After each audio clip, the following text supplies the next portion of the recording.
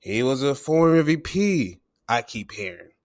He averaged a triple-double for 3 straight seasons, I have heard. He's one of the most ferocious, tenacious athletes in NBA history at 6'3" or 6'4". They keep lying about his fucking height.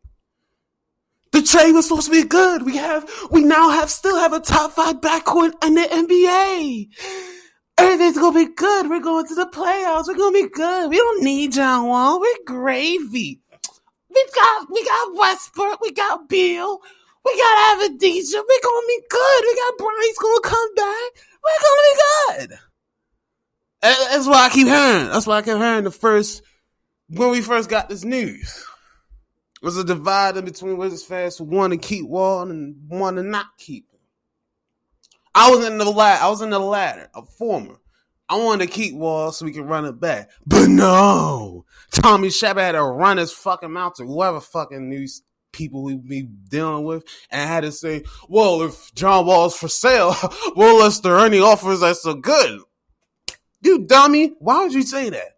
I was like, that's the beginning and end. That's the beginning and end. And then a few weeks later after that, he gets traded. I was pissed. I even said on the podcast, I'm pissed. But then, I had like a 24-hour period to think this over a little bit. I had to process this. Like, you know what? I sat down, processed itself, really, really sat down and thought to myself, this is not as bad as I think it was. You know what I'm saying? Like the examples, the reasons I gave earlier. Like, he's an accomplished player. He's done a lot of things in his career. He's been to the finals as well. I almost forgot to say that. But then they asked, what happened in those seasons we averaged triple doubles? 4 total playoff wins. Then they got swept twice and got put out by Dame. Then got trash shipped. Then got PG shipped to the fucking LA, and then they trade your ass. I think a little bit afterwards. Fuck out of here, yo. It's so hard to be a Wizards fan now because I'm really at my wit's end. I really am. And this sparked a little bit more when we faced Houston in our first game against John Wall. And him and Bill still cool as shit to this day. I knew they was always cool. I never believed the media that, Wall and Bill have issues. I'm like, they don't seem like they have issues. And they do. They talk it out like probably right then and there and they just move on. So I never understood that type of thinking. But the media is fucking has a bunch of people that want to brain dead zombies, want to bring more brain dead zombies to the forefront and leave the common sense and logic in the back seat. So I don't really expect too much from their asses. Man, and that game I was watching like a bits and pieces of it because of some of it, but the effort on our fucking team is garbage. I was saying this before Brian even got injured. We blew a 17-point lead in the fourth quarter with Brian on the game. I know we ain't had Russ, but still. What the fuck type of shit is that? If we had J Wall, we damn sure ain't blowing no damn 17-point lead. Now, if anybody correct me that we blew leads with J Wall in the fourth, you know what I'm saying, then you can remember me, because I don't remember us blowing a lead like that. You dig? That's just fucking just pathetic. And then we just consistently get blown out every single game, at least 15 points minimum as deficit losing. Like, we lost Atlanta the other day. Like, real shit, we could have fucking won. But our effort on defense is so fucking piss poor. It's making me question, should I really be watching this fucking team? This is the closest I've ever been to breaking away from the Wizards, because I've been to a couple of their games. I watched them have some nice moments. I rolled out watching Gilbert, Twan, Karan, Stevenson, Larry Hughes, Brendan Haywood, a little bit of Eton Thomas in a bit of a way because he was there. Nigga, I remember Andre Blash. We was down really bad after the arena's injury and shit, and we traded Twan and Karan and Deshaun and Hayward to Cleveland and freaking Dallas. We was and I remember Andre Blash, Josh Howard, and Freak for a little bit till he got hurt, like 4 games till he got hurt. And Nick Young and JaVale. I remember I was there through those times. And then we got Jay Wall. That was a good smart move. We drafted him. We had some other talent too. We finally got rid of that Gilbert contract. We got him to Orlando. So that's how long I've been. I've been down there through those dark periods. Then we got Bill. We got Bill 2 years later in 2012, two of the most underrated draft classes of the 2010s. Scratch the NBA history, because they'll say, oh, there only like a couple people know it. No, that whole class, those two classes, 2011, 2012, is stacked. Underratedly stacked. Especially in the later rounds. But we got Bill. The year after, we got Porter Jr. I think the year 2014-15. I think we got Gortat. We was getting pieces. We was getting pieces for eventual playoff contenders. I was watching this throughout my high school experience. Then when I got out of high school, or like I was about to graduate, we started making the playoffs and making them run. I think the year 2013-14, when I was a senior, we got out the first round, and we was 4-2 to the Pacers. I remember that. And we just kept progressing. We kept getting more wins. I think the most we have was like 49 wins. I think it was like the 49 wins. We had that last one opportunity was Boston in the Eastern Conference semis in Game 6 and 7. Game 6, we pulled out. John Wall had that miraculous shot to send us to get us to Game 7. And in Game 7, it was like, here's your turn, my turn between Wall and Bill. And that's not what got us there. We got there as a team. We just kept doing the same old Johnny Wall, boom, boom, boom, dribble down, driver, do a little mid-range jumper, which I don't mind that. But come on, let's get some movement around. I was just getting pissed. I remember watching, and fucking Kelly Olynyk. Those are 2 reasons why we lost. They kept doing the same shit, and Olynyk was killing us. Those are the two big digits. All we had to do was get a bench. I think we should have kept Bogdanovich and let Porter walk. In my opinion, we should have let Porter walk. Because when Brooklyn offered that fucking 4-year, $106 million offer sheet, we should have not matched it. We shouldn't have. Even though Porter was getting better, he did not fit well with him and Bill. He did not fit well with Wall and Bill. He did not fit that well.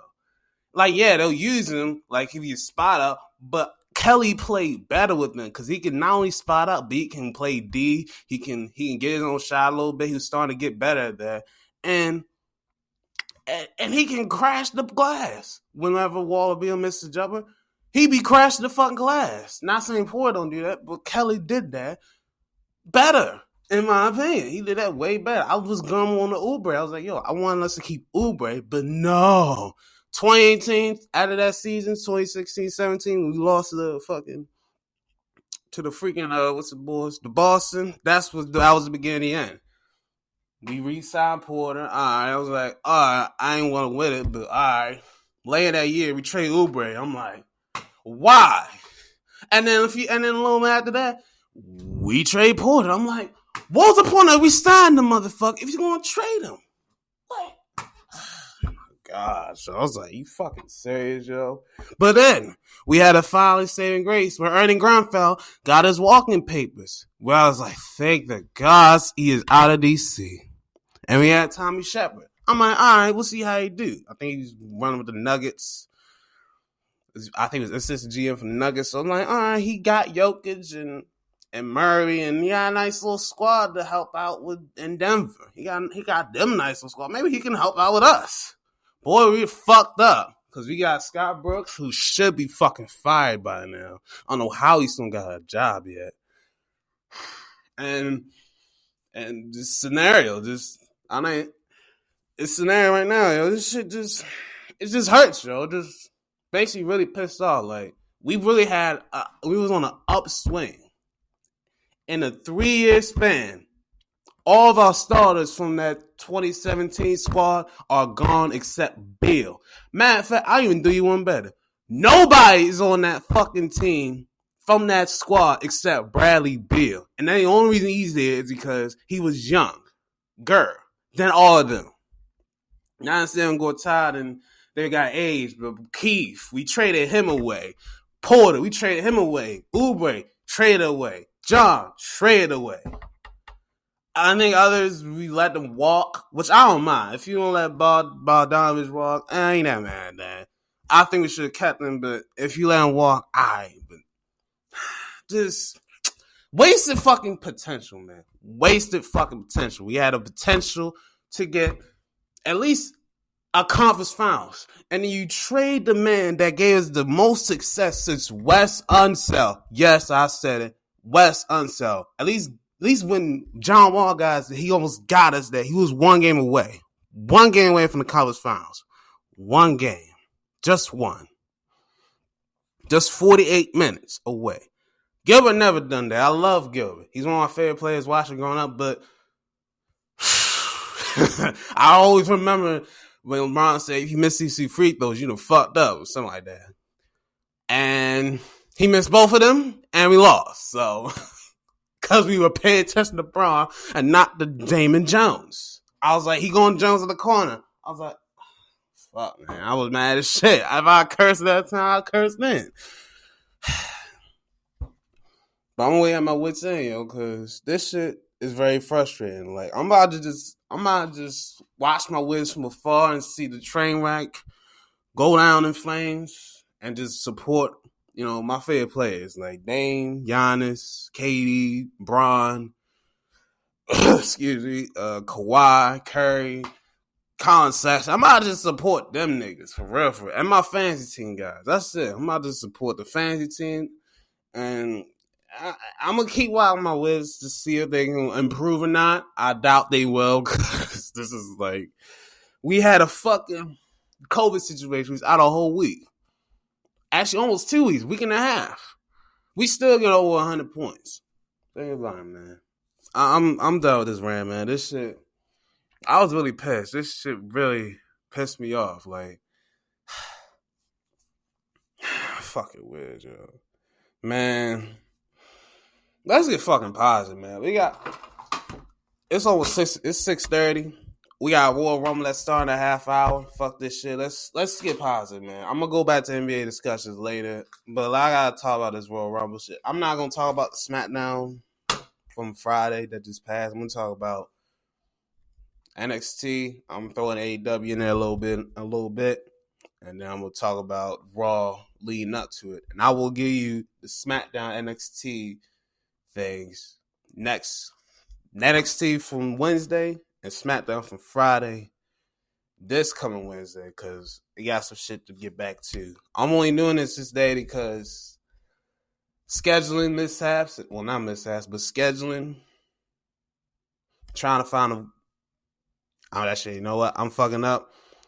The reason I'm doing this is because I finally got a job and it's overnights and it's kind of fucked me up a little bit, so that's why it's kind of on Sunday late as hell. But let's get in this fucking Rumble card.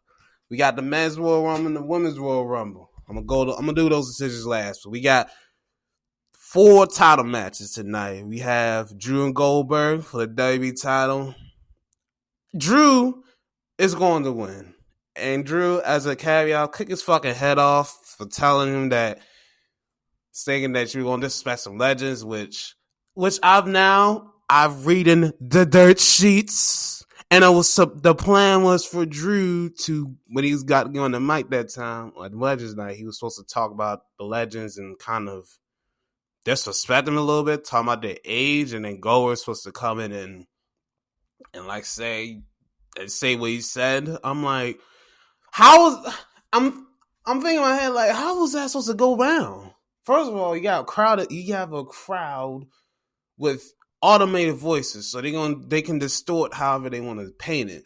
And 2, Drew is a good guy. Why would he disrespect some legends that will just watch him win a day, defend his championship and things like that? He's done nothing. And he was posing with Hulk Hogan earlier in the night. How the hell you going to do all that and then disrespect him at the end?